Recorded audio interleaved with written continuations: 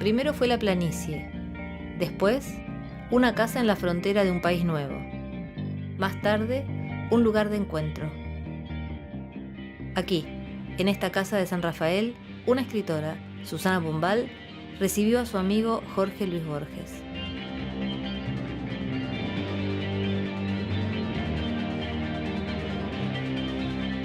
Su paso por esta casa dejó sus huellas. La más imponente, un laberinto.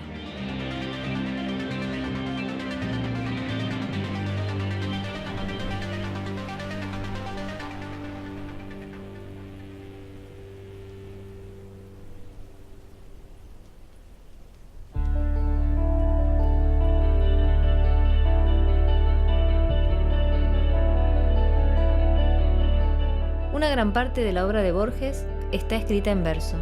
Sus primeros libros fueron de poemas, y también los últimos.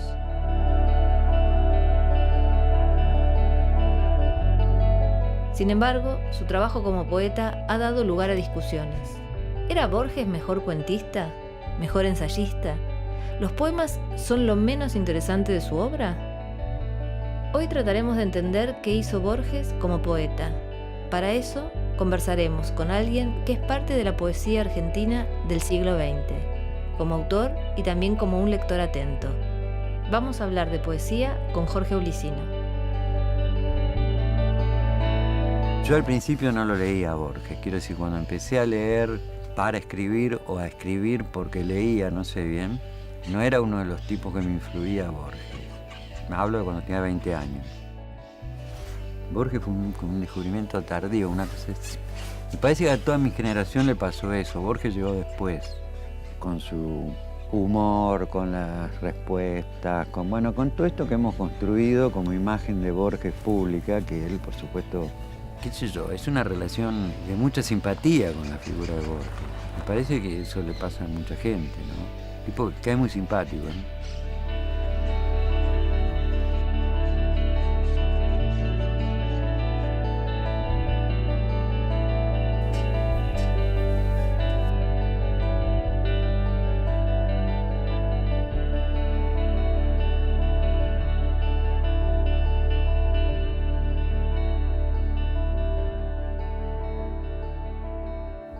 ¿Te terminaste de ubicar? Que no entendías la casa, dónde estaba. No entiendo bien cómo la es entrada, la estructura la salida de esta casa. Es muy misteriosa, ¿no? Mira, acá tenés una brújula. A ver. ¿Funcionará? Ah, es preciosa la brújula. Parece que estuviera la aguja buscando el norte. Ahora, ¿dónde ¿no? está el norte? No sé. Mira, viste, mejor los instrumentos modernos. A ver. Uno critica estas cosas, pero al final, si estás perdido... Si estás perdido y tenés Acá señal... tenés, esto es una brújula en serio. Ahí está. Allá está el norte, mira. Entonces allá. Norte, sur, este, hacia el oeste. sur, el sol sale de allá.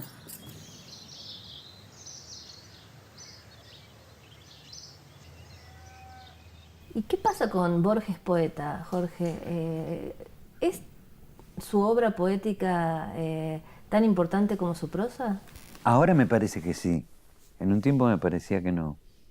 En realidad, en la poesía Borges tuvo 3 etapas. La etapa vanguardista, que es la de Cuaderno San Martín, Furor de Buenos Aires, etc. Poemas incluso que no están en ninguno de esos libros, que fueron todavía más vanguardistas en el sentido formal y conceptual también. Él estaba muy influido por el ultraísmo español en esa época, que se proclamaba como un resumen de las vanguardias. Y más tarde hizo como una especie de regresión a una poesía clásica, con rimas fijas y métrica fija. Incluso sonetos. Sonetos. ¿No? Se volvió un escritor del siglo de oro. Es decir, creo que ahí quedó durante varias décadas aislado de todo lo que pasaba en la poesía en la Argentina, ¿no? Lo que pasó en los años 20 y 30 y 40 con sus propios compañeros de generación, que creo que incluso personalmente dejó de ver. Tuñón, Girondo, Olivari, etc. Pero después hay una tercera, y ahí voy, y con eso te voy a contestar. que es cuando él empieza a publicar en los 60 libros como El Hacedor o el otro, el mismo, El Oro de los Tigres sobre todo, que son libros que a mí me interesan mucho porque él vuelve a una poesía más contemporánea, ¿no?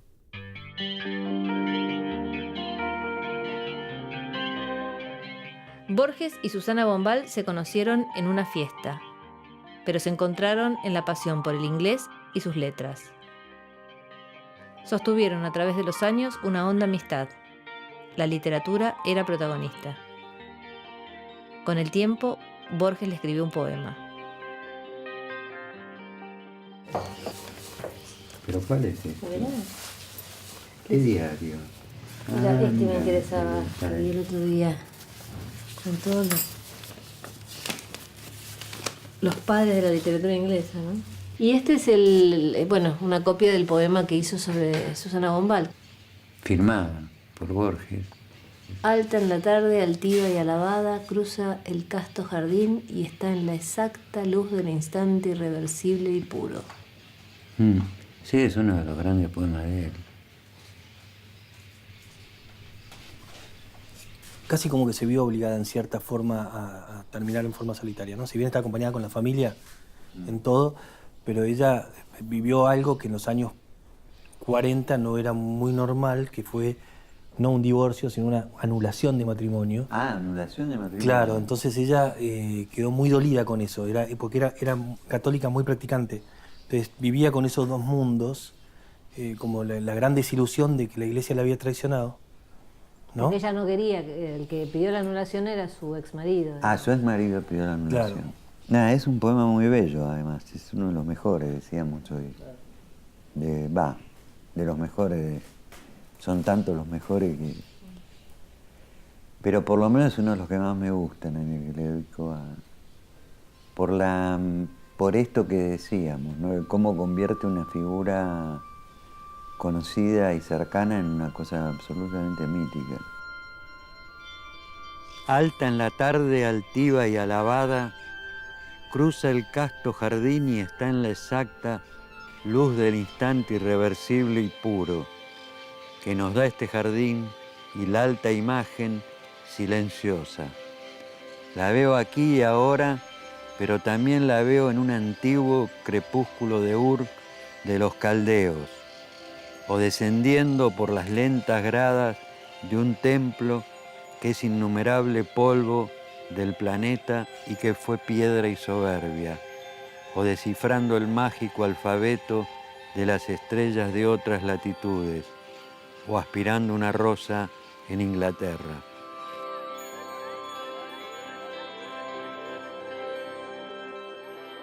Borges no es un poeta ni complicado, ni abstruso, ni difícil, ni abstracto, ni poco sensorial, como suele decirse o la fama que le han hecho. Al contrario, a mí me parece que tiene su amor por los libros, por ejemplo, es tanto por los libros como por el objeto. Él quería los libros, se trasluce en su poesía, no lo digo porque yo se lo haya oído decir a él, que los libros los quiere como objetos, quiere el tacto del libro, no solamente el contenido. Quiere el contenido del continente.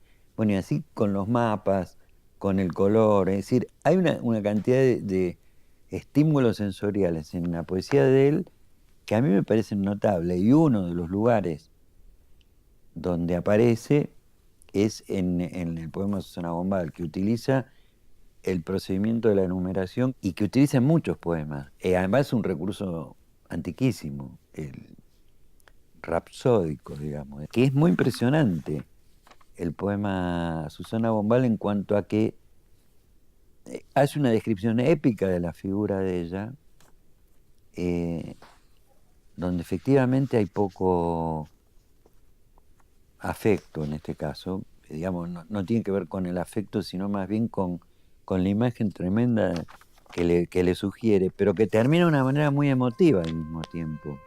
Está donde haya música, en el leve azul en el hexámetro del griego, en nuestras soledades que la buscan, en el espejo de agua de la fuente, en el mármol del tiempo, en una espada, en la serenidad de una terraza que divisa ponientes y jardines. Y detrás de los mitos y las máscaras, el alma que está sola.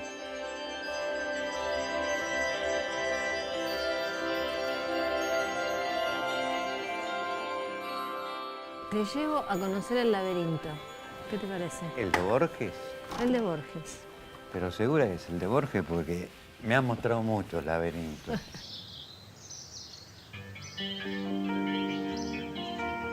No habrá nunca una puerta. Estás adentro.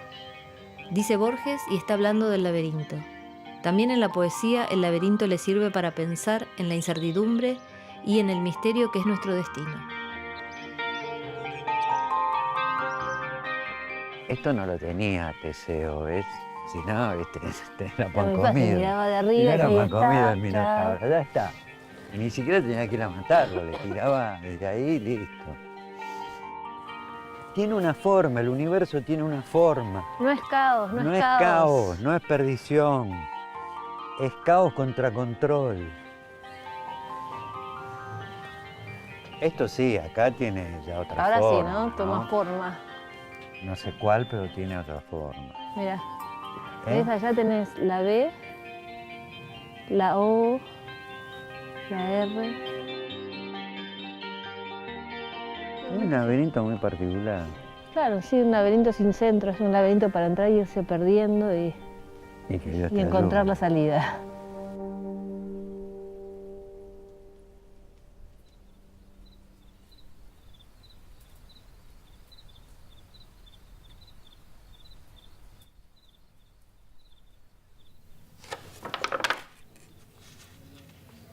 Bárbaro, che. Extraordinario. Después algunos hacían dibujos, ¿verdad? Por ejemplo, mira qué dibujo que le dejaron. Humilde reflejo del patio de los Áramos. Mirá, Ah, mirá. La firma de Borges. Borges y Y su Leonora madre. Acevedo. Leonora Acevedo de Borges. De Borges. 21 de abril. 1957, domingo de Pascua. Ah, puso que era el domingo de Pascua y todo. Ujú. Es cuando vinieron a recibir el premio a Mendoza y después se hospedaron acá. ¿Me dejás que saque una foto? Dale. Es un poco choludo, pero... Pero es la firma de Borges. Sí, un testimonio. Para mí. Sí, yo no me puedo imaginar el viaje de Borges. Me puedo imaginar un viaje de Borges, no sé, a Berlín. A París, a París. Ginebra. No, incluso a Hong Kong, si vos querés. Pero a San Rafael le haber parecido ir al fondo al fin del mundo, realmente. Y era relativamente mucho más cerca que en muchos lugares a los que él había ido. Claro. Supongo yo, no sé, creo que tenía esa cuestión con la geografía muy, muy mítica, ¿no? O mitológica. Yo me acuerdo que Luis Alberto Murray, que era un historiador y periodista que trabajaba en el diario Clarín, me contó que una vez lo fue a visitar a Borges cuando todavía vivía con la madre en la calle Maipú. Y en un momento determinado, la madre, Leonora Acevedo, le dice a Borges desde su cuarto que ya es muy tarde. Entonces Murray siente que se tiene que ir y le dice, bueno, Borges, me voy. Y él le dice, Murray, ¿dónde vive usted? Entonces Murray le dice, yo digo Murray porque era como le decíamos nosotros, yo vivo en San Cristóbal. ¿Dónde? San Cristóbal, dice Borges, sí, sí, hacia el sur de Congreso, le dice él. Y entonces Borges le grita a la madre, madre, Murray vive en el sur. Y el sur era 20 cuadras.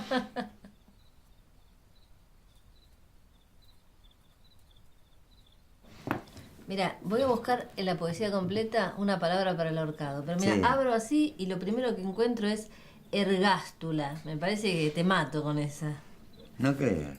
La no ergástula creas. Ahora es ya lo oscura, la dijiste. firme trama es de incesante hierro. Voy a ir por otra. Ahora ya la dijiste, Ya la pero dije. te lo hubiera Podría haber adivinado en sido. 5 minutos. Cabernet Sauvignon. Hoy mira, tiene los versos De Manucho, ¿no? de Manucho. Feliz quien ha conservado, ¿ves? No puedo leer, tengo... Pero es el mismo que está en el cuadrito. La casa de sus abuelos. Bueno, voy con una.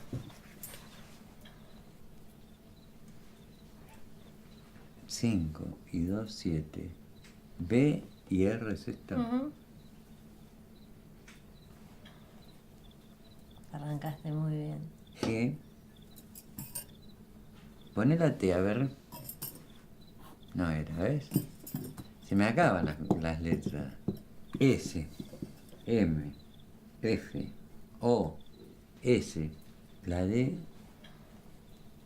Ahora sí, Alicia. No, yo Pensá en quise- nosotros. Bebedor. No es bebedor, pero suele achisparse los sábados. ¿Sabías que esto está en un texto de Borges? No. Chin chin. Qué estupidez.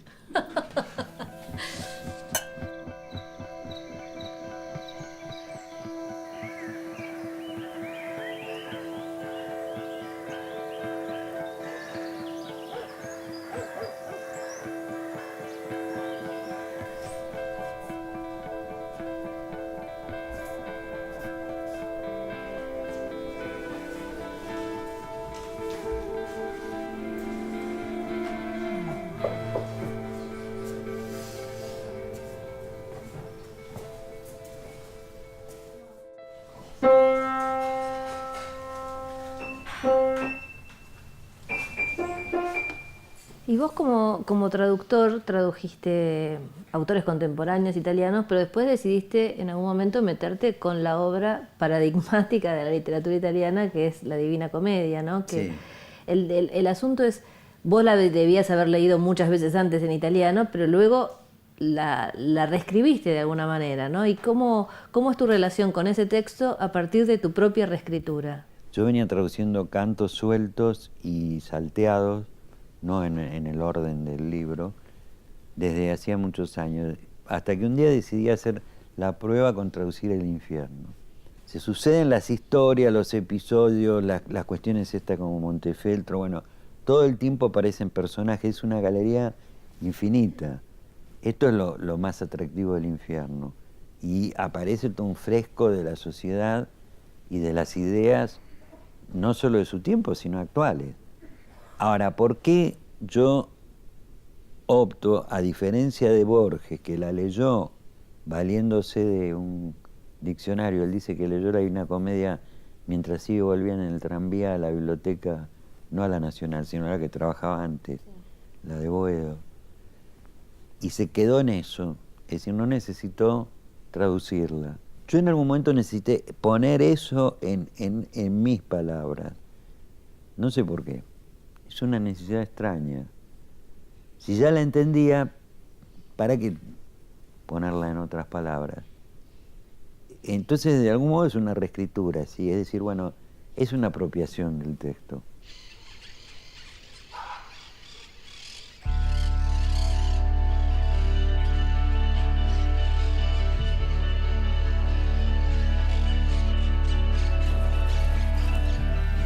Siempre soñé con tirar la ceniza de la pipa en la chimenea. Es muy inglés.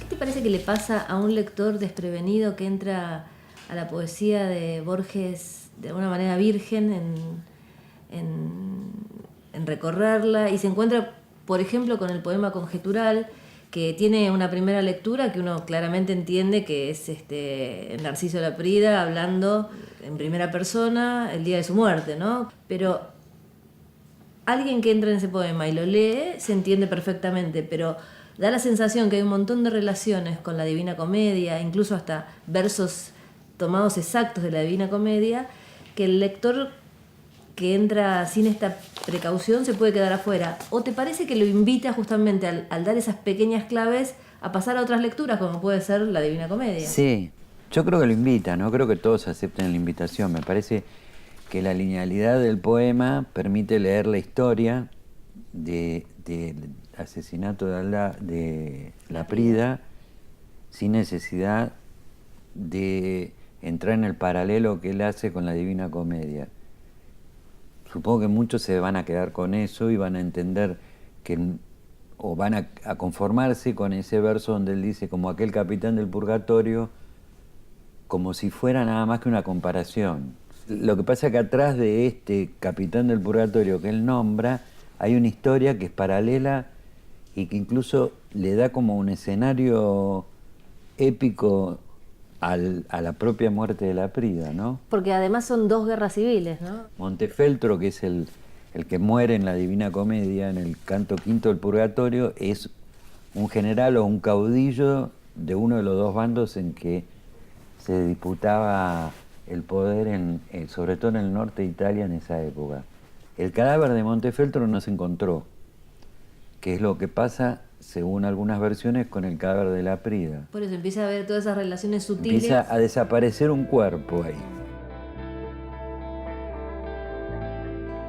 Como toda su literatura, la poesía de Borges propone versiones, construye sobre lo construido. En el poema conjetural aparece la Divina Comedia a través de un personaje, Bonconte de Montefeltro, aquel capitán del purgatorio. Con él entran en el poema otros paralelos, otros sentidos. A mí me parece que enriquece muchísimo la lectura. Es decir, hay momentos en que a lo largo de los años yo lo fui leyendo y descubriendo claves. Algunas las conocía y otras no. Y las que no conocía, cuando las busqué, me enriquecieron el poema. Es el caso del Capitán del Purgatorio. Yo leí mucho antes el poema conjetural que este Canto del Purgatorio. Y cuando vi quién era el capitán que corre ensangrentando el llano, bueno, todo el poema empieza a tener... Ya la significa. Otra, claro, tiene otra densidad, digamos, le agrega cosas. Y así pasa con muchos otros. Borges está todo el tiempo citando.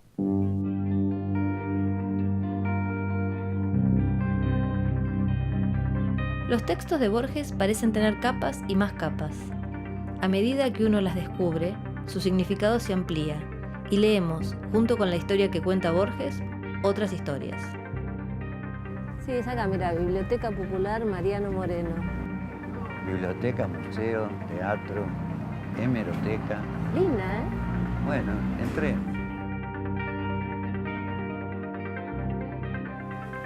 Debajo de Moreno hay muchos. Pero... Acá está, mira. Es esa, a ver.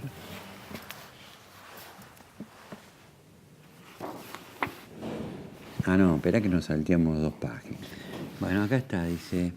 O ripuosi a piedi il Casentino traverso un'acqua che a nome l'Archiano, che sopra l'ermo nasce in Apennino. Là ve il vocabol, suo diventa vano, arriva io forato nella gola, fuggendo a piede e sanguinando il piano. Y Ahí acá estamos. está lo que dice Borges. Este es el verso Huyendo que a toma pie exactamente para el y conjetural. ensangrentando el llano en el poema conjetural. Lo que generalmente, o creo que no todo el mundo sabe, es que la cita es textual. O sea, que cita el verso de Dante traducido palabra por palabra, es decir, literalmente.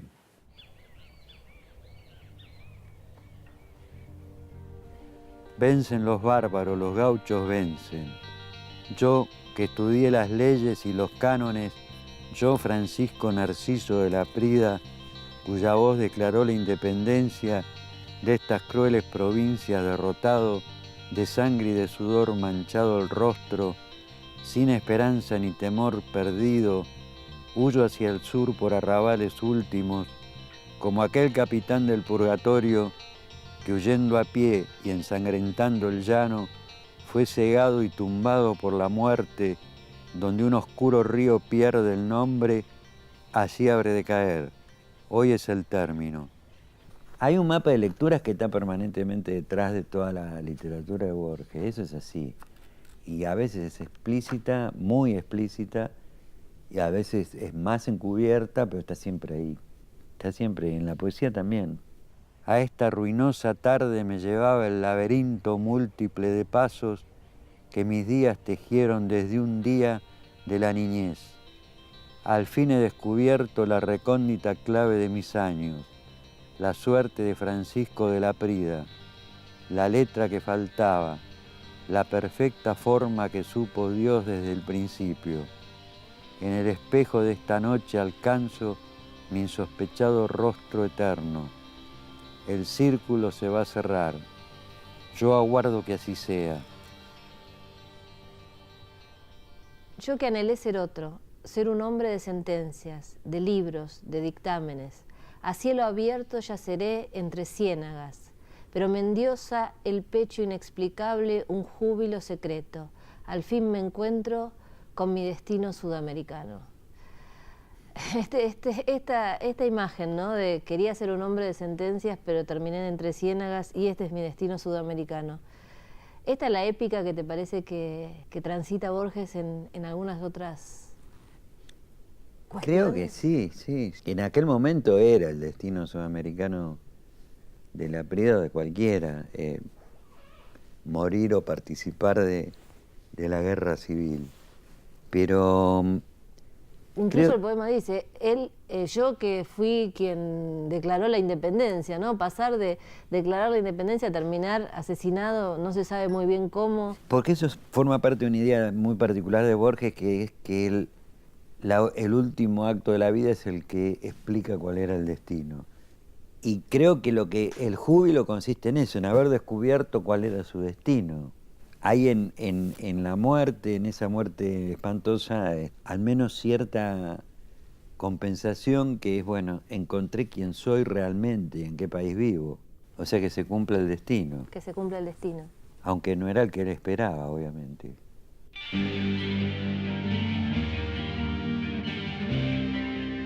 Destino literario. Destino sudamericano. La poesía de Borges caminó por una tensa cuerda entre uno y otro. Sin proponérselo, su propio destino es un punto de unión, para él y para todos nosotros.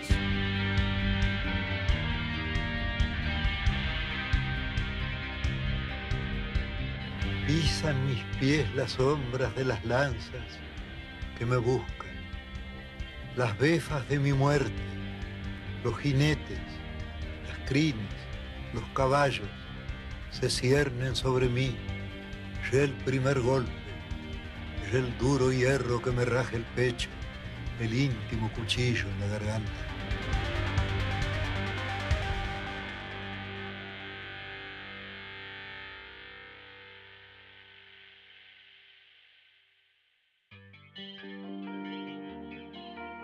Sí, al tipo se le aparecían los laberintos a cada rato, en realidad. Aunque en el otro laberinto, el del desierto, no sé si es preferible. No, yo prefiero el laberinto de los hierros antes que el del desierto. No, totalmente.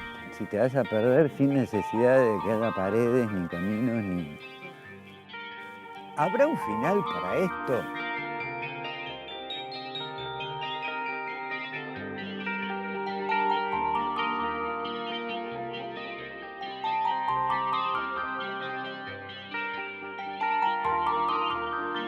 Ah, pero tiene un final. Pero esto es mejor que la Argentina. Esto es mejor, soy mejor que Ariadna. Tiene salida, pero no final. Tiene salida. No me digas que no fue un buen texto. Al fin.